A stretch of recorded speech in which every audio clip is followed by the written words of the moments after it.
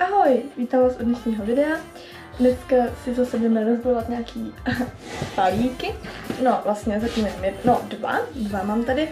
A vlastně to musím ještě stříhat, protože ještě čekám na jeden balík, který mi ještě nedorazil, takže tak jak říkám, prostě musím to stříhat, ale to už jedno, jdeme na to. Já bych začala teda tím nejmenším. Je to z Aura Shopu nebo tak nějak, ještě jsem to neobjednávala, ale no, podíváme se, tak to zkusím otevřít a uvidíme. Nebo já vím, co tam je, ale chápete. Tak já mám to otevřené skoro. Dostala jsem tady takovou krásnou fotku koně. Takže ano, to sluníčko je blbý, ale snad vidíte. Takže objednávku pro vás zabila Hanka, to je hrozně hezký. Líbí se mi to. No ale už nebudeme zdržovat. A jdeme podívat, co tam je. Takže tady jo. Je to takhle zabalený, ale já už vím, co tam je, to fakt maličkost. Tak a máme tady, ano, udidlo. Je to pony udidlo, ale je to pro Larinku, tak snad jí bude. Ale ona má takovou malinkou papulku, takže snad bude vyhovovat. Ještě teda nemám uzdečku, ale tak udidlo aspoň už mám. Takže takovýhle, to ukazuju, pony udidlo a myslím si, že k tomu asi víc nepotřebujete vědět nebo znát. Už ho nebudu ukazovat půl minuty další. Tak a myslím si, že můžeme na ten větší balíček.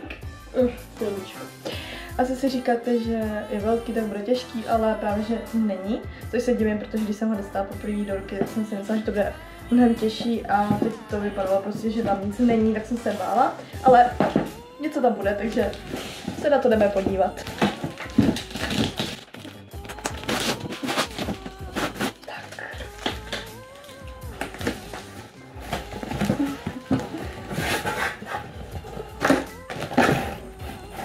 Takže je to jezdecký pad.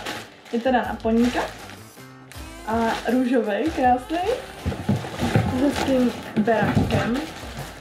A jsem teda mega zvědavá. A vůbec se to musím podívat, jako, ještě se to musím fakt otevřít. Takhle krásný beránek. Beránek. Jezdecký pad. Poníka růžový, krásný statí. Takže se těším, až ho vyzkouším. Tak snad ještě do videa zkusím dát nějaký záběr, kde ho zkoušíme. Tak snad bude i jako podbřešník nějaký dobrý, protože jinak muset dokoupit, ale paráda. Jsem ráda, opravdu ráda. Tak záběr zkoušení pedu.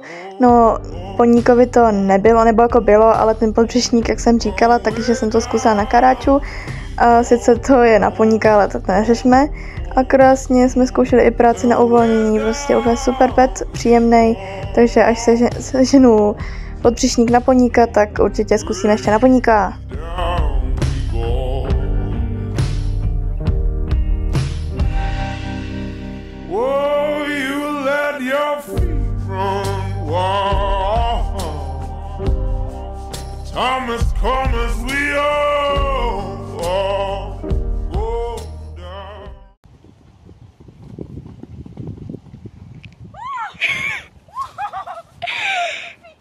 Tak a teďka ještě budu rozbalovat další balík, ale ne tenhle den, takže prostě až ten balík přijde, tak... Balík dorazil, jsme zrovna na poště, takže se budeme rozbalit, ano, před poštou. Přidám to do videa.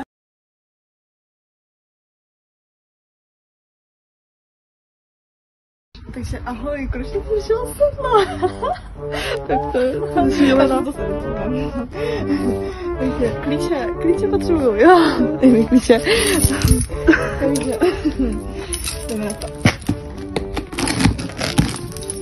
Jo, tady před poštou jsme, protože to je moc velký balík a já ještě auto nemám. Toho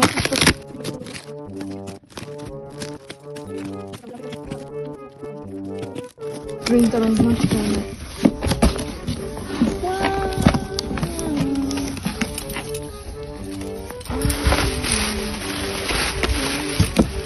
A máme i paníky.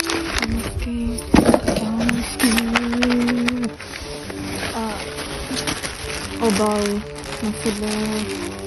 Jo. A teďka on na tom je taky obal reálně.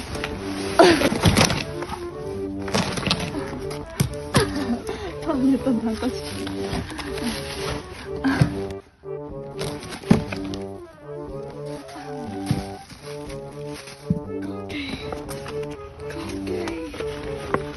Ty jsme vyrazil toho, jak kdyby si, já nevím, dobře.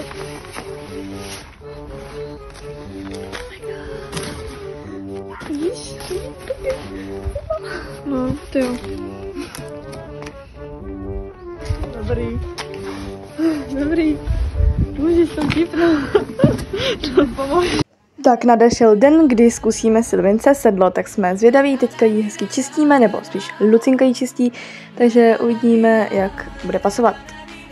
Tak a tady je na ní, už vypadá moc hezky, na zátě hezky sedí a uvidíme na recenzi, jak bude dobrý, jak se v něm bude hezky jezdit.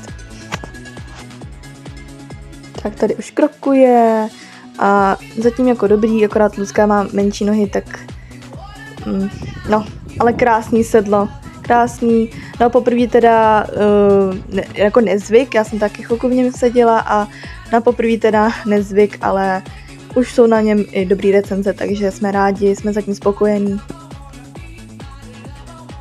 A Sylvinka není tlustá, je jenom březí, takže příští rok bude hříbátko. To je jen pro info, abyste si nemysleli, že je moc tlustá nebo tak. Už jsme teda u konce videa, děkuju za slednutí, doufám, že vás trošku bavilo a není to vychloubání, jenom to, abyste prostě koho to zajímá, tak se na to koukněte samozřejmě, nebo už jste to vlastně viděli, ale jinak není to jako vychloubání, takže tak. Tak jo, tak se mějte, jestli se vám video líbilo, tak dejte určitě like nebo komentář, nebo naopak, když se vám něco nelíbilo, tak určitě taky nějakou kritiku.